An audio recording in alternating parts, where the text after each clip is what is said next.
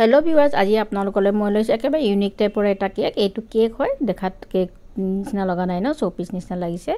प्रथमते आपनालोके केकटो round शेपटो पा एडखर काटि दिब, तार पिছত व्हाइट केक क्रीमटो लगाइ लय, तार पिছত ब्लू और व्हाइट कम्बिनेशन करि आकाशखনৰ निचिना दि लব। और एखिनि मैं ग्रीन दिसु घाटो देखाबो कारणे।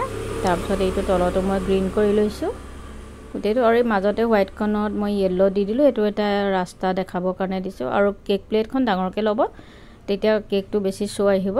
আৰু এইদৰে মই ৰাস্তাটো কেকটোৰ লগতো মিলাই পেলাই আপোনাৰ প্লেটখনত ডিজাইনটো কৰি দিছো।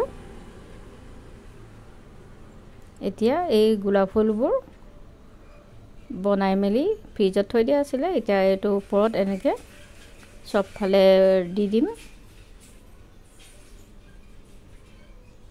আপোনালোকে বেলেগ কালাৰ ইউজ কৰিলেও কৰিব পাৰিব, কিন্তু এইটো একেবাৰে মানে সৰু সৰুকে দিছো ফুলটো।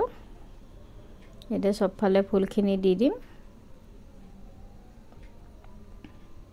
এটা আপোনালোকে ফন্ডেন্টটো ইউজ কৰিব। আৰু এখন সাইকেল, এখন এটো ফন্ডেন্টি সাইকেলখন বনোৱা হৈছে আৰু বাস্কেটত অলপ ফুল দি দিয়া হ'ল। আৰু গোটেইটা সৰু সৰু ফুল দি দিলো। কেকটো দেখিবলৈ কেনেকুৱা হৈছে কমেন্ট এটা কৰিব। আৰু যদি ভাল লাগিছে লাইক কৰিব और सब्सक्राइब কৰিব। सब्सक्राइब नकৰিলে और बाउंडरीत মই এইদৰে এটা আপোনালোকে হোয়াইট চকলেট দি বনাব পাৰিব। বাউন্ডাৰী যেটো জেউৰা দিয়া হৈছে। মোৰ ভিডিওটো চোৱাৰ বাবে আপোনালোকক বহুত বহুত ধন্যবাদ।